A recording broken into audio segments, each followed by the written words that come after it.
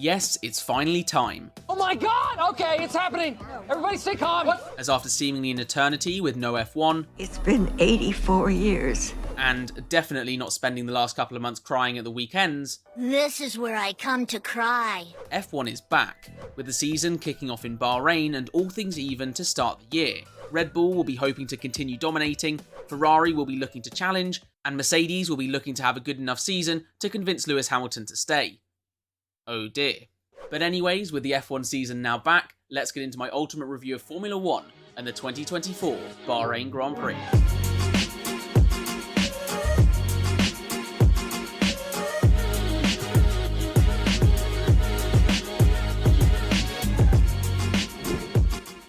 So what went on in the few months that we were all hibernating then? I don't know, I guess there were some car launches and Andretti got rejected from joining, but, you know, not much really. Oh, and I guess there was the small announcement of Lewis Hamilton joining Ferrari for 2025. Hold up. Wait a minute. Something ain't right. No, I'm not joking. As in the biggest case of switching sides since Anakin Skywalker, Lewis finally did it, deciding Mercedes hadn't been good enough and that Ferrari offered a better option for the future. Then of course we had the car launches, getting to see all the new liveries, which were, well, a bit black. Sick! It's black! Yes, Chef. Oh my god! Okay, I guess not technically black, but still pretty much the same as it's all carbon fibre. Carbon fiber. I mean, there were some teams that actually bothered, such as AlphaTauri, for example, though they did make up for it elsewhere by coming up with the worst name I've ever heard since Elon Musk had a child. Visa Cash App RB. What the fuck is this piece of shit? With the team officially being abbreviated to VCARB. No, I'm not having this. I'm not having this. No. Sounds like a dodgy protein powder that the local drug dealer would try and sell you. Still, could be worse.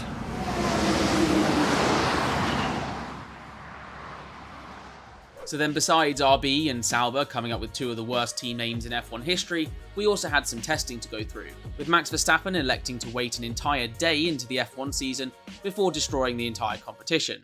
I guess 2024 is looking good already. Into some practice then, and the neon green highlighters were first to show us exactly what they were made of. Clearly not brakes, it seemed, as in the case of Zhou Guanyu, well, he had none. Over in the other car, and the walking mullet showed us that maybe starting practice sessions just weren't their thing, as starting FP2, Valtteri just left the pit lane while the light was red. I'm red-green colourblind, and even I don't think I could get away with that one. Moving on from this year's snails and to a team with a bit more promise, and well, it wouldn't be F1 without Max complaining that his gear shifts are awful. Yeah, I've seen this one. This is a classic. Further down the grid and over at team Please Enter Your PIN, someone had let them cook.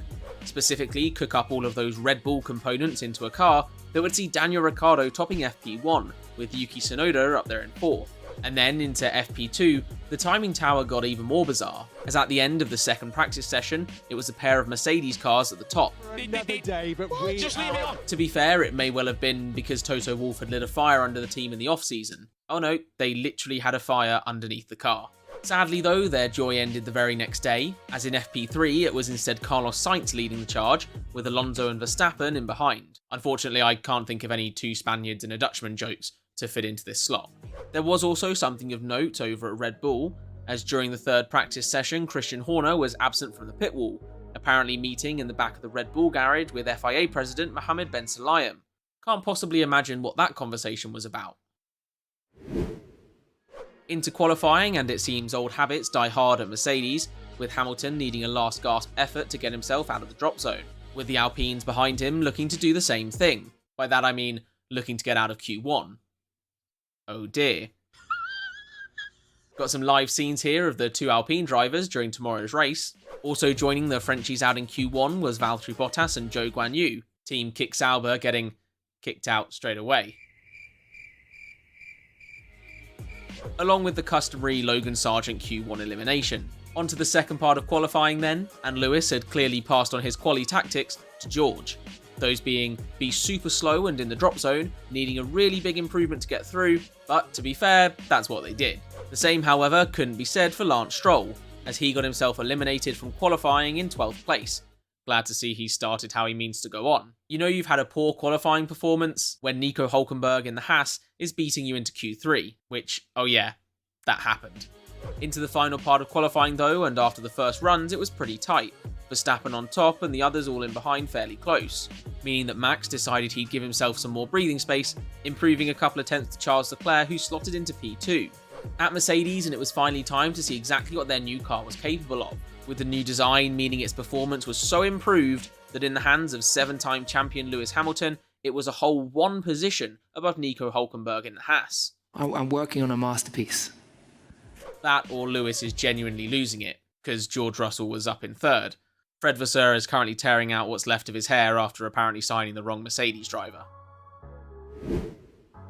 Onto the race then, and off the line, Sergio Perez was getting past Carlos Sainz, and while at the front they were keeping it pretty clean, further back, well, not so much, as who else but Lance Stroll found themselves facing the wrong way down at turn 1. Admittedly, not his fault, as Nico Hülkenberg took that great qualifying from yesterday and threw it away, losing out at the start before poking his nose up the inside and spinning Stroll round, and once he changed the front wing after pitting, in a single lap he'd turn P9 into P19.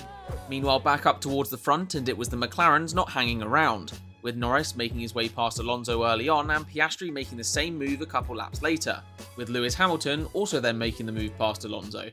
I think you get the idea of what's happening to the Aston Martin here. Even further up ahead and making an overtake was George Russell, as he chose the outside of turn 4 to go around Charles Leclerc and get up into P2. And of course, the thing to do when you have a driver that's in front of you is not to pick up the pace and try and get back past them, but instead start the tradition of complaining about track limits. Not that Charles was looking at the back of George for too much longer, as Leclerc was then overtaken by Sergio Perez as well, and if you think the fall ended there for Charles, well, you're definitely wrong. As after already being passed by Russell and then Perez, it was time for teammate Sainz, as the Spaniard went down the inside of turn 1, the 2 Ferraris side by side, but Carlos squeezing his way through. And at this point we take just a little breather from the action, just a second or two to relax. Well, at least that's what Logan Sargent was doing, locking up at turn 4 and just sort of chilling in the runoff area for a bit. Glad to see he's made some real steps forward from last year. Back to some action though, and after the first stops, eyes were on Perez, as he made the switch back at turn 4 to elevate his car past George Russell, meaning it was just 14 laps before we had the Red Bull 1-2. In behind and through the stops, the Ferraris had swapped places. However, even after giving Leclerc the undercut, it wasn't enough to keep Sainz behind, as down the inside of turn 1 he was making his way past his teammate, again, who was busy dealing with a car that just didn't feel like braking pretty much all race long.